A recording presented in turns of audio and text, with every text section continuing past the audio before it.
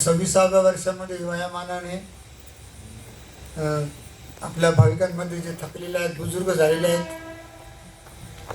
त्यांना तसं वास्तविक मला दुखवण्याची इच्छा नव्हती, परंतु आशा हीच आहे कार्यक्रम सुरू होण्या अगोदर तास अर्धा तास जे जवळची माणसं आहे, जे आधारस्तंभ आहे, त्यांनी अगोदर हजर राहावं. एवढी एकच छोटीशी आहे. आणि ते तळतळून बोलण्यापाठीमागचा हेतू हा की बरेच वेळेला सांगून सुद्धा ही सूचना ऐकली जात नाही. त्यामुळे मग थोडा मनावर पण प्रेशर येतो आणि कार्यक्रमामध्ये विस्कळीतपणा येतो. चांगले चांगले प्रवचनकार आपल्या परिवारामध्ये आहेत, त्यांची सेवा ऐकण्याची मला स्वतःला हौस असते. आता मध्यंतरी कोरोना येऊन गेला, जवळजवळ वर्ष झालं आपण कार्यक्रमामध्ये भेटत नाही आहोत, त्याच्यामुळे प्रवचन ऐकायचं राहून गेलेलं आहे. तर आपलं कुणाला तरी ऐकायचं आहे, आपल्याला कुणाला तरी बघायचं आहे, आपली कोणतरी वाट पाहतोय, या भावनेचा विचार केले जात नाही. म्हणून तेवढ्यापुरता तेवढा तो तळतळण्याचा एक प्रकार होता. आता थोडा वेळ बोलायचा पोरांनी आग्रह केला, त्याच्यावर मला एवढंच सांगायचं आहे की परमार्थाकडे निघालेला माणूस, आणि सर्वप्रथम तर त्याला एक टेस्टर आहे. या परमार्थ मला विचारलं होतं भाविकांनी पत्रकार परिषदेमध्ये, ज्यावेळेला मी हरिद्वारला गेलो त्यावेळेला त्यांनी सांगितलं. म्हणजे गेलो होतो तिकडे हरिद्वार, ऋषिकेश, बद्रीनाथ, केदारनाथ वगैरे त्या भागात. तेव्हा पत्रकार परिषदेतले लोक आलेले होते. अनुप जलोटाने कार्यक्रम आणि आमचा कार्यक्रम बरोबरच होता. त्यावेळेला ते अनुप जलोटाने भजन गायलं होतं, सदरिया झिनी रे झिनी, आणि ते संपलं. आणि ते संपल्यानंतर मला त्यांनी बोलायला लावलं. तर त्यांनी विचारलं की भगवंत कळालेल्याची काही पावती आहे का तुमच्याकडे, काय असं की याला एवढा देव कळाला असं.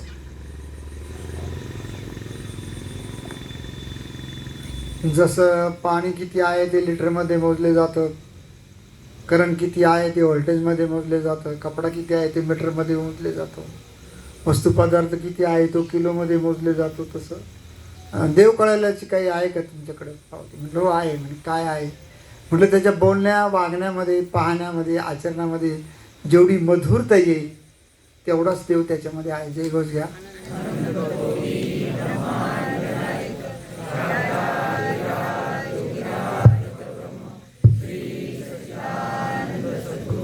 भगवान सर्वात्म गुरुदेव महाराज की जय. आमचं मात्र ज्यावेळेला आम्ही पार्ट करतो त्यावेळेला मग देव आहे तोही पार्ट आहे, देव नाही हाही पार्ट आहे, राक्षस पण मीच आहे, देव पण मीच आहे, योगी त्यागी भोगी पण मीच आहे, रोगी पण मीच आहे, योगी यांचा योगी मीच आहे, रोगी पण मीच आहे, कामांध, वासनांध, मोहांध, अंधाधुंद, पतित तो पण मीच आहे, पतितांचा पावन तो पण मीच आहे. ही स्थिती खरं आत्मस्वरूपाची आहे. प्रत्येक भाविकांनी एक गोष्ट लक्षात ठेवायची, या जगात नित्य एक आकाश आहे आणि एक आत्मा आहे, बाकी सगळं अनित्य आहे. अनित्य याच्यासाठी की ते सगळं जे जे दिसे ते नासे, पुनरुपी उपजे पुनरुपी नाशे, हे परत परत नाचणारा हा संसार आणि इथल्या सगळ्या घटना, क्रिया आणि प्रतिक्रिया पण आहे. तर मला या सगळ्या गोष्टीमधून असं सांगायचं आहे की देव किती कळाला आपल्या वागण्या बोलण्यातल्या आचरणातल्या माधुर्यावरून कळाला. आता हे प्रत्येकाला बघता येईल की ज्यावेळेला प्रतिकूल परिस्थिती तयार होईल, ज्यावेळेला विरोधी मनस्थिती तयार होईल, ज्यावेळेला मनाविरुद्ध काम घडेल, ज्यावेळेला कोणी त्रास देईल, त्यावेळेला एखादा खोटं बोलून आपल्या नरडीचं घोट घ्यायला निघेल, एखादा आपल्याला कडाडून अनपेक्षितपणे अपमान करेल, एखादा कलंक लावेल, एखादा आपली निंदा करेल, आणि अशी बातमी आपल्याला कळेल, किंवा समोर 10 ते 100% खोटे आरोप होतील, किंवा गुंतवले जाईल, किंवा आपण षडयंत्राचे बळी पडू शकतो. मी या 25 वर्षामध्ये कबूल करतो की श्रद्धानंदाच्या बाबतीत की काही ऐकण्याच्या माझ्या कमजोरीच्यामुळे षडयंत्राचं त्या प्रकरणामध्ये मी बळी ठरलो, अन्यथा ती शाखा आत्तापर्यंत फार पुढे गेली असती. जय घोष घ्या.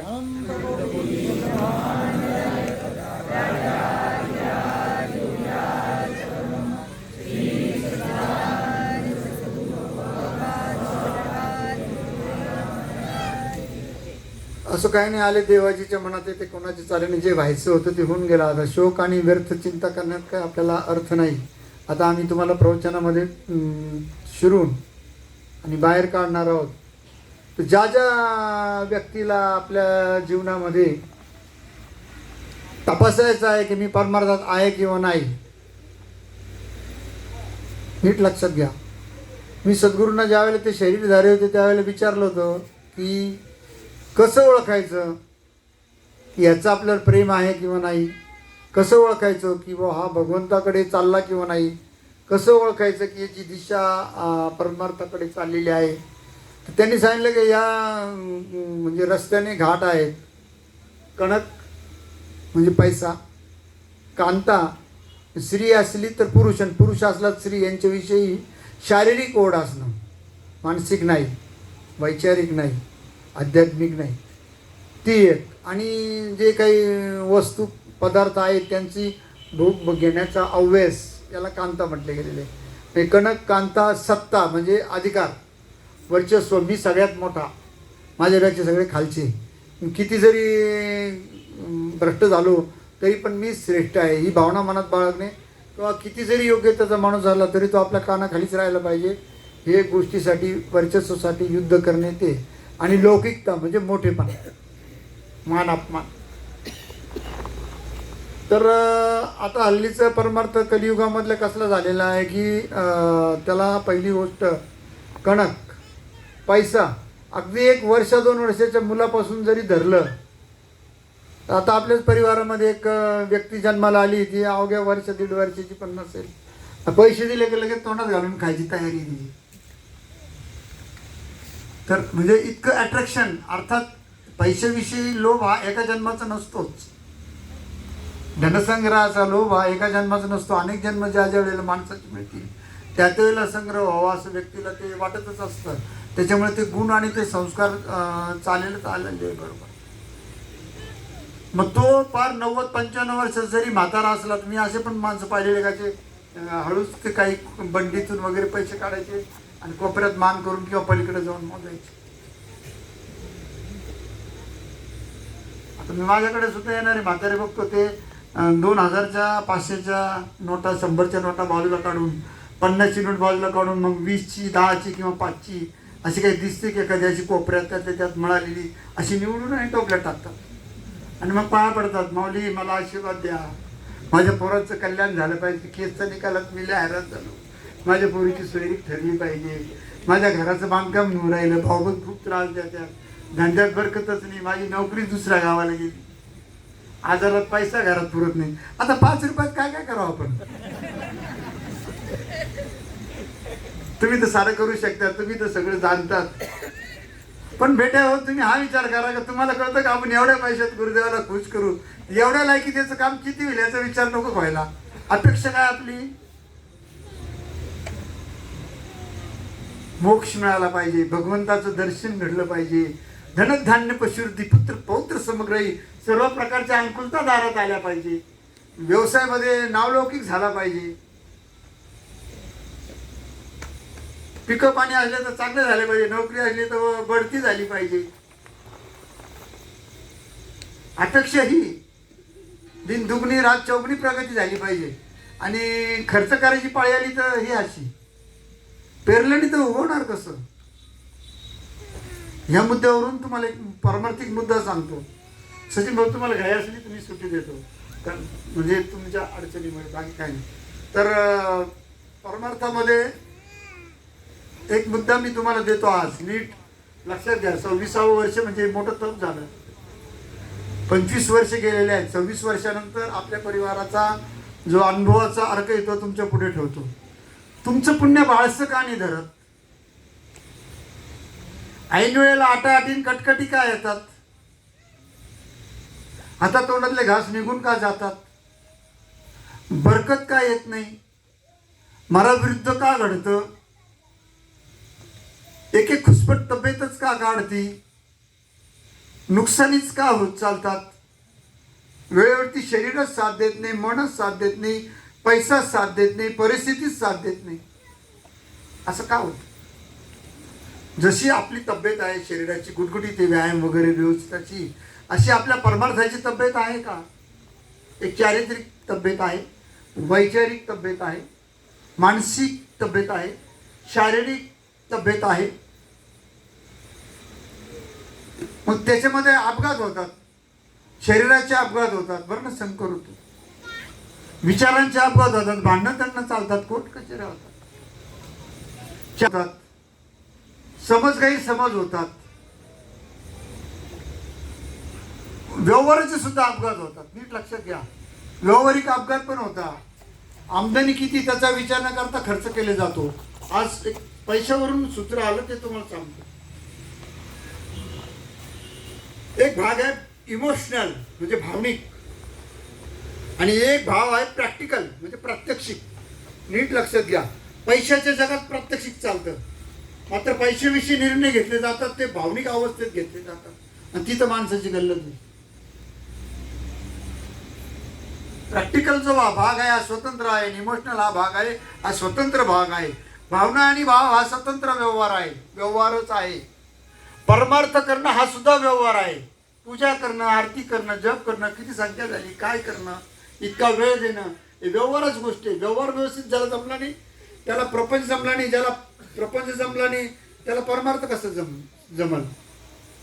स्वार्थ म्हणजे प्रपंच, महास्वार्थ म्हणजे परमार्थ, सोपी गोष्ट आहे. तर त्याचे कारण आहेत. एक कारण, आपण पेशंट माणसाला भेटायला जातो, आजारी माणसाला तोंड घेऊन जातो, तोंड घेऊन येतो, हातात घात येतो, बरं झालं विचारतो, आणि त्याला काय आता बरं लागून जाईल असं बोलतो. नाही तर मग त्याचं असं झालं, तो मरूनच गेला, तो गचकला, त्याचं बरं नाही झालं, त्याला ह्या हॉस्पिटल नेलं, त्याला त्या हॉस्पिटल नेलं, ह्याच्यात माणसं वाचतच नाही, आता काही खरंच नाही, तुम्ही काळजीच घ्या. काही जण जाऊन रडायला लागत, काही तोंड जोडितात,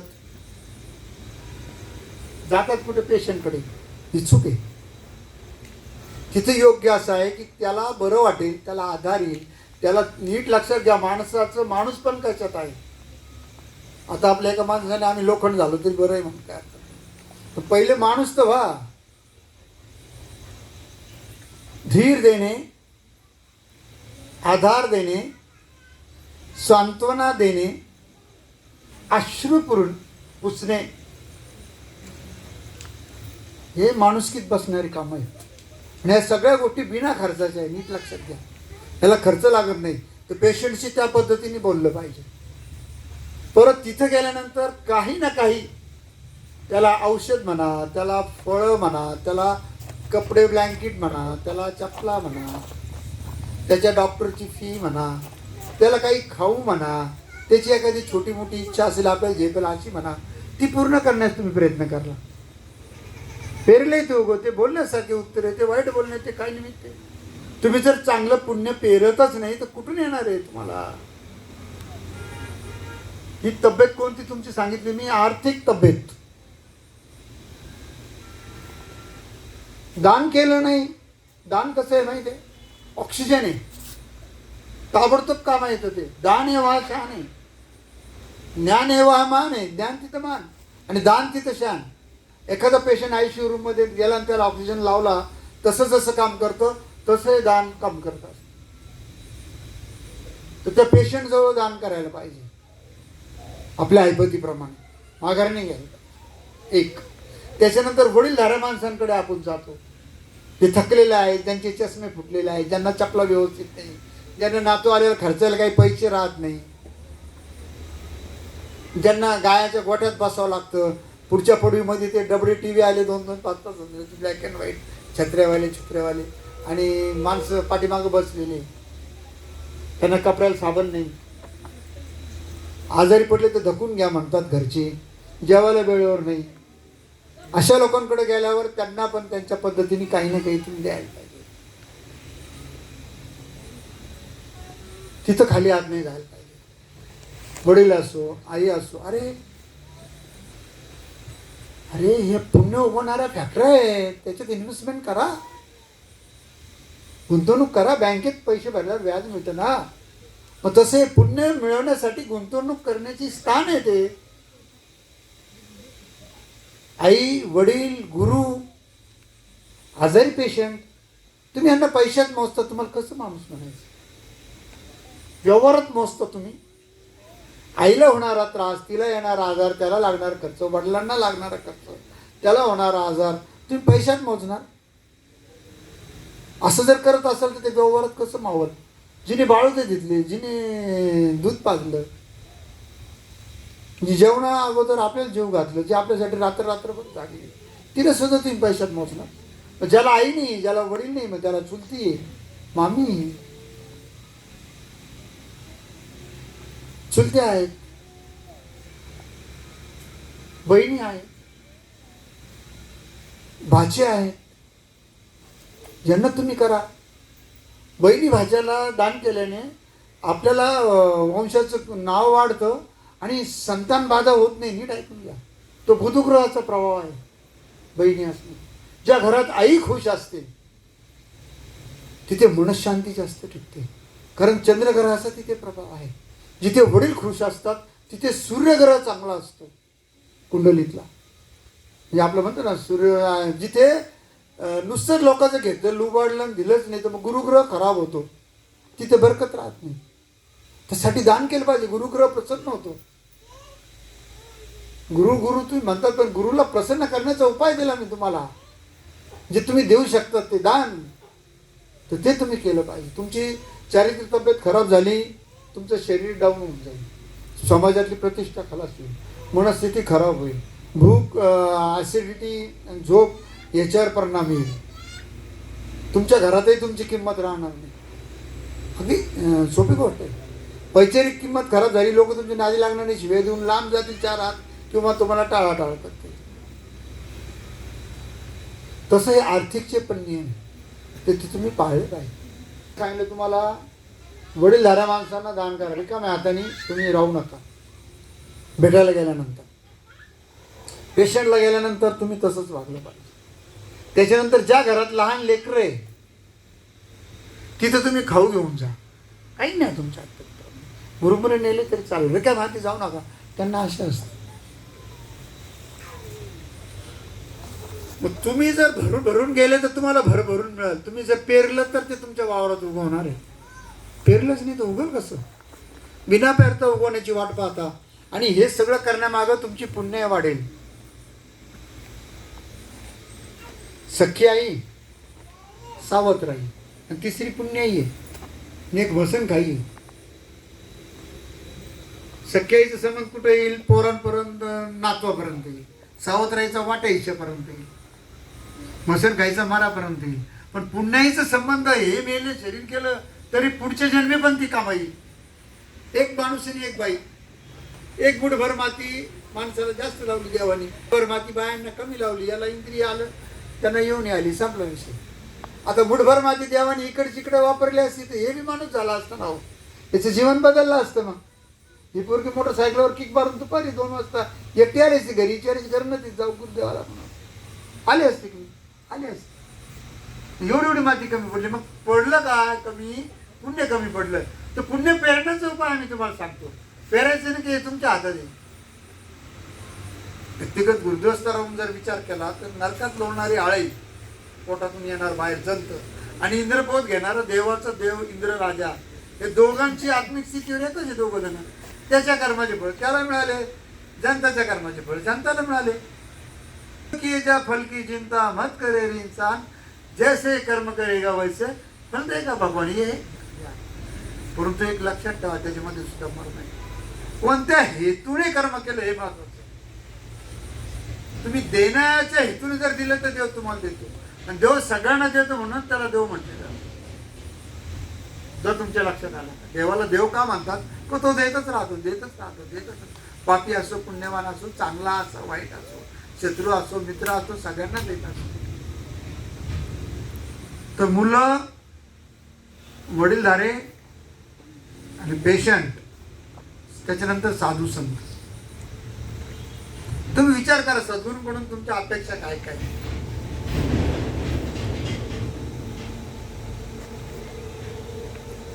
आणि त्यांनी जो खुराक दिला तुम्हाला, मानसिक दिला, वैचारिक दिला, आध्यात्मिक दिला, भावनिक दिला, आत्मिक दिला,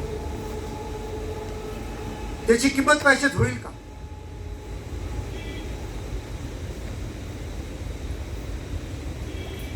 पितामह भीष्मांचा सल्ला धृतराष्ट्राने ऐकला नाही, कृष्णाचा सल्ला ऐकला नाही, दुर्योधनाचा आणि शकुनीचा ऐकला. काय झालं? वशिष्ठ मुनींचा सल्ला ऐकला नाही, राजा दशरथाचा ऐकला नाही, आणि मंथरेचा आणि काही काहीच ऐकला. काय झालं? संपूर्ण लाईफ, संपूर्ण जीवन यात्रा, संपूर्ण जीवन, पूर्ण अख्खा पूर्णचे पूर्ण जन्मच वेगळ्या पद्धतीने तो जन्म म्हणजे जगावं लागलं. आणि हे रामायण महाभारत काही नाही, काही मानणं काय आलं. तिकडं भाऊबंद आहे, इकडं भाऊबंद आहे. महाभारतात प्रॉपर्टी आणि देणं घेणं भांडण आहे, आणि रामायणात प्रॉपर्टी देणं घेणं भांडण आहे. एकाने चांगल्या वाटण्या केलं तो झाला देव, एकाने चुकीच्या वाटण्या केल्या ते सारे मरून गेले. तुम्ही भूमिका लक्षात घ्या. आपण कोणत्या मुद्द्यावर बोलतोय? कणक सत्ता. ह्या पैशावरून देवा धर्मात सुद्धा भांडणं झाले. ह्याच पैशावरून महाभारताचे भांडण निघत नाही, प्रॉपर्टीवरून, आणि ह्याच प्रॉपर्टीवरून आणि याचे पण भांडणं झाले रामायणाचे. आता माझा एक मित्र तो बोलतो माझ्या मागे म्हणा, प्रॉपर्टी म्हणजे मनस्ताप.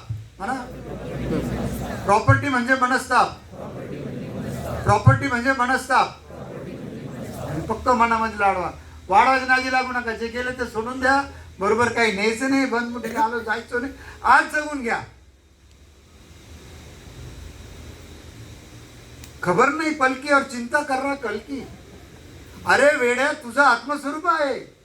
तुझ्या नंतर पृथ्वी आली, तुझ्या नंतर सूर्य आला, तुझ्या नंतर जगाची निर्मिती झाली. हवा तुझ्या आधारावर फिरते, आगीला आग तू दिलीस, समुद्राला पाणी तू दिलंस, हवा आणि हवेला गती तू दिलीस, पृथ्वीला माती तू दिलीस, आणि तू घाबरतोस. काय वेडायस? हे सगळं संपणार आहे. तुझ्या हात असलेलं जे आत्मस्वरूप आहे तेच न संपणार आहे. आणि त्याचं मत तुम्ही पैशात दिलं, धनाला दिलं.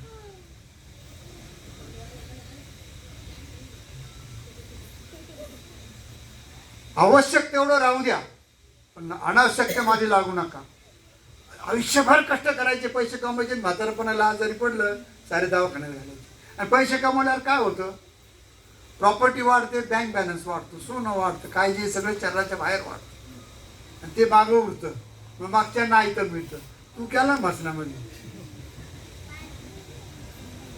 पुन्हाही जर कमवलं नाही तर मसन खाई ती आईच आहे ना. पहिली आई जन्म देणारी, दुसरी आई सावत्र आई, वाटे हिच्यापर्यंत कामाई, तिसरी आई मसन खाई, आणि चौथी आई पुण्याई आहे.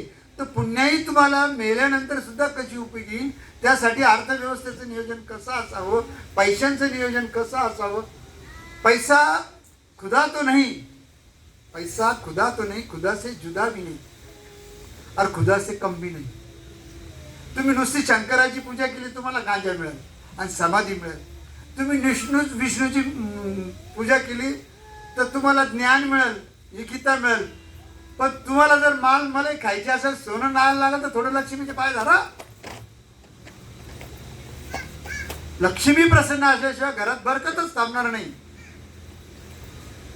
पण एक गोष्ट लक्षात ठेवा, पैशावर दुसऱ्याचा जर डोळा धरला तर ती विष्णूची बायको आहे. त्याच्या हातात सुद्धा ज्याची बायको लक्ष्मी आहे, तिचा नवरा कृष्ण आहे, त्याच्या हातात सुदर्शन आहे, आणि तुम्ही त्याच्यावर डोळे धरून राहिले आणि लोकांच्या बायको नजर ठेवून तुमची बरकत महत्वाचं झालं पाहिजे. कधी होईल काही जन्मभर? हे होणारच नाही. लक्ष्मीचे प्रकार पण 3 आहे. एक जन्मदात्या आईसारखी, किती वापरा कामायची. दुसरी स्वतःच्या पत्नीसाठी, जेव्हा गरज पडेल तेव्हा सेवेला हजर. आणि तिसरी आहे विधवा बहिणीसारखी, तिचं परत लग्न पण झालेलं नाही, आणि ती सासरी नांदत नाही, आणि माहेरी फक्त सांभाळायची 8-8, आपल्या उपयोगाची काहीच नाही. अशा 3 प्रकारचे संपत्ती आहेत, अशा 3 प्रकारचे धन पैसे. तर मग आता तुम्हाला हा विचार करावा लागेल की ज्याची दिशा, आपण परमार्थाकडे निघालो, ज्याची दिशा पैशाकडे त्याचा परमार्थ खोटा. दुसऱ्याच्या खिशावर, दुसऱ्याच्या कष्टावर, दुसऱ्यांच्या शोषणावर, दुसऱ्यांच्या कमाईवर, दुसऱ्यांच्या जैविक अवस्थेवर जर कुणाची नजर असेल तो परमार्थ खोटा. ज्या परमार्थाने मान वाढतो, मोठेपणा वाढतो, तो परमार्थ खोटा. ज्याने धन वाढतं तो परमार्थ खोटा. ज्याने ताकद येते, सत्ता वाढते, तोही परमार्थ खोटा. सत्ता शक्तीने येते, शक्ती माया आहे. शक्ती ही माया आहे. कशाला मिळवतात ती? मायेच्या मागे जाता कशाला? भक्ती हात आली तर जोडीच चालाल, शक्ती कमवली तर माया जोडाल, माया भरकरून टाकेल तुम्हाला. तिने चांगल्या चांगल्याला संपवलेलं आहे. हा झाला पैशाचा मुद्दा. आता आपल्या आयुष्यामध्ये एक गोष्ट, आता पैशाच्या बाबतीत तुम्हाला उपदेश दिला की तुम्ही म्हातारे माणसं, आई वडील, आजारी माणूस आणि लहान पोरं यांच्याकरता पैशात मोजू नका. पैसा द्यायचा ठरला, शिक्षणाला मदत करा, लग्नाच्या अन्नदानाला मदत करा, जेवढं शक्य होईल ते. आणि तोही खर्च करत असताना आपले ऐपत पहा. इमोशनल भावनाप्रधान निर्णय घेऊ नका. अंगापरी बोंगाड जड करीत बसू नका. आधी प्रपंच करावा नेटका, तो कधी न दिसू आणि असू द्यावा फाटका. हरिनामाचा चुटका असूच द्यावा. आपलं जे टार्गेट आहे त्याला क्लिअर करायचं, त्याच्यातून जेवढं जमत तेवढं करायचं. उत्पन्नातल्या 20% तर 5% हे दुसऱ्याला दिलंच पाहिजे, तर तुमची बरकत टिकेल. घरात बरकत नाही ना, त्याला उपाय दिला. आता राहिलं कांता म्हणजे भोग. हे बघा, आवडणं, प्रेम करणं हा दोष नाही. प्रेम असणं हाही दोष नाही. जीव लागणं हाही दोष नाही. जीव गुंतणं हाही दोष नाही. मला पाहिजे हा दोष आहे. नीट लक्षात घ्या. जिथे आहे जसं आहे तसंच प्रेम करणं आणि जीव गुंतणं हे प्रेम आहे. पण हे मला पाहिजे ही भूमिका आली का तो मोह आहे. आपल्या जीवाची लाई व्हायला लागली, संताप व्हायला लागला, नको नकोसं वाटायला लागला, बदला आला, घृणा आली, खुन्नस आली, तिरस्कार आला, अनादर आला, द्वेष आला, उद्वेग आला, नाकपुड्या फुटफुट करायला लागल्या, श्वास भराभरा यायला लागले, डोळ्यातून अश्रू यायला लागले. ही अवस्था मोहाची आहे, ही प्रेमाची नाही. प्रेमाचं गणित असं आहे की ज्याच्यामध्ये मी उरत नाही. तेरा तुझको अर्पण क्या लागत है मोर, तेरा तुझको अर्पण क्या लागत है मोर. देवा तूच सगळं दिलं, ते जर तुला अर्पण झालं तर माझं त्याच्यात काय लागतं? हॅलो, गप्पा घरी जाऊन मारता येतील ना मॅडम? गप्पा मारता येतील घरी जाऊन? लक्ष झालं तुमच्या? तेरा तुझको अर्पण तो क्या लागत है मोर. तर देण्याची भावना देऊन सुद्धा आपलं वाटणं हे प्रेम. त्याची आठवण, त्यासाठी मी काय काय करू शकतो, अजून काय काय करायला पाहिजे हे वाटणं हे प्रेम. ज्या व्यक्तीवर माझं प्रेम आहे तिला सुख कशात वाटत, तिला समाधान कशात वाटत, तिला आनंद कशात वाटत, तिला जगण्याला हुरूप कशात येईल हे वागणं, हे विचार करणं आणि असा संकल्प करणं, असे प्रयत्न करणं, याचं नाव प्रेम. प्रेमाच्या नावाखाली स्वातंत्र्याला गदा आणून आणि गुलामगिरी करणं हे प्रेम नाही. प्रेमाच्या नावाच्या मोबदल्यामध्ये गुलामीमध्ये कोणाचं शोषण करणं याला प्रेम म्हणत नाही. प्रेमात पीडा येते आणि ही प्रेम भक्ती फक्त भगवंताने राधा मातेला दिली ती. हे राधे तू कोण तपस्या केली, जो जगत तरण तारणहार स्वयं तेरे आधी. सगळ्या जगाची जो काळजी करतो, सगळ्यांचं तरण आणि तारणहार आहे, तो तुझ्या अधीन कसा झाला, तो प्रेम. आणि ते प्रेम उगवण्यासाठी भगवंताने काय केलं? माता राधेला विरह भक्ती दिली. भक्तीचे प्रकार ऐकून घ्या. कोणती? विरह भक्ती दिली. विरह भक्तीमध्ये तपश्चर्या करावं लागत नाही, आठवण काढावं लागत नाही, झुरायची काही प्रक्रिया करावं लागत नाही, जेवण जात नाही म्हणावं लागत नाही, मला खायावर संयम, डेअरी कमी करा म्हणून मग काही प्रयत्न करावा लागत नाही वजन कमी करण्यासाठी. सगळं आपोआप जातं, सगळं जडून जातं. अहंकार पण जातो, मी पणा जातो, तू पणा जातो, सगळं जातं. एकच ध्यास, निध्यास लागलेला असतो. माझ्या भगवंताचं मला दर्शन दिसतं, माझा परमात्मा मला कधी दिसेल. हा ध्यास पाहिजे. ध्यासात पण निजी ध्यास झाला पाहिजे, त्याशिवाय बोध मिळणार नाही. तर सांगण्याचा हेतू असा आहे की आपण भोगाकडे ज्यावेळेला जातो तर भोगामध्ये काय होतं? शरीर थकतं, मांड्या थकतात, दात थकतात, डोळे थकतात, वासना थकत नाही, आकांक्षा थकत नाही, आशा थकत नाही, इच्छा थकत नाही, उर्मी येते, उसळी येते, परत राहून फुरफुरी येते, आणि त्याच्यात माणूस गुंतून मग त्याला स्वतःला नियंत्रित करता येते, संयमाच्या तो पलीकडे जातो, आणि त्यामुळे आवश्यकपेक्षा अनावश्यक भोग घेतले जातात. स्त्रीपुरुषांच्या भोगा संबंधात महापुरुष म्हणतात एका जन्मात एक संबंध पुष्कळ झाला. त्याच्यानंतर म्हणतात ठीक आहे, तुमची तेवढी ऐपत असेल तर 12 वर्षातून एक करा, ठीक आहे तेवढं तुमची ऐपत नसेल तर तुम्ही 6 वर्षातून एक करा, ती ऐपत नसेल तर तुम्ही 3 वर्षातून एकदा करा, ती तुमची ऐपत नसेल तर तुम्ही 1.5 वर्षावर या, ती तुमची ऐपत नसेल तर तुम्ही 1.25 वर्षावर या, नाही जमत तरी महिन्यात एकदा या, आणि महिन्यापेक्षा 3 महिन्याच्या पेक्षा तुम्हाला जर जास्त संबंध करायचे असेल तर घरी लाकडं आणून ठेवा, गवऱ्या आणून ठेवा, शिकळे आणून ठेवा.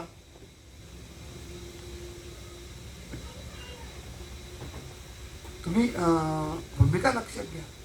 हा भोगांचा अतिरेक होतो त्यामुळे नष्ट होतो माणूस. पैशांचा पण अतिरेक होतो. पैशावर प्रेम असणं हा गुन्हा नाही, ते लक्ष्मीचं स्वरूप. पण ते मला पाहिजे ही भूमिके हा मोह झाला, या मोहामुळे हे सगळे त्रास होतात. त्यामुळे पैशापासून सावध राहायला पाहिजे. आता भोगामुळे जो जास्त भोगी तो जास्त रोगी. आता ते माझंच उदाहरण आहे तुमच्या समोर. मग ते बोलण्याचे घेऊ, इंद्रियाचे घेऊ, पाहण्याचे घेऊ, जागरणाचे घेऊ, ऐकण्याचे घेऊ, विचाराचे घेऊ, बौद्धिक घेऊ, मानसिक घेऊ, कोणते का घ्यायला. त्यासाठी ज्याची दिशा धनाकडे आहे तो परमार्थ त्याचा खोटा.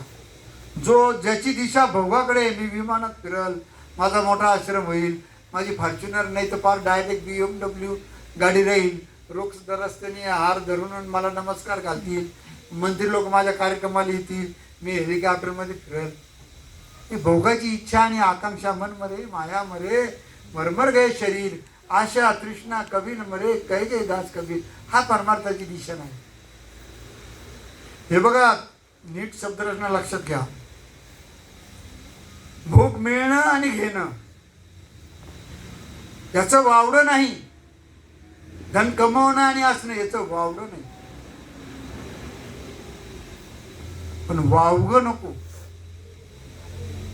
वावडं नसावं, भोगाचं वावडं नसावं, धन कमाईचं वावडं नसावं, परंतु वावगं नसावं. म्हणजे चुकीच्या मार्गाने या दोन्ही गोष्टी नसाव्या. आता कणक झाली, कांता झाली, आता सत्ता, वर्चस्व, अधिकार.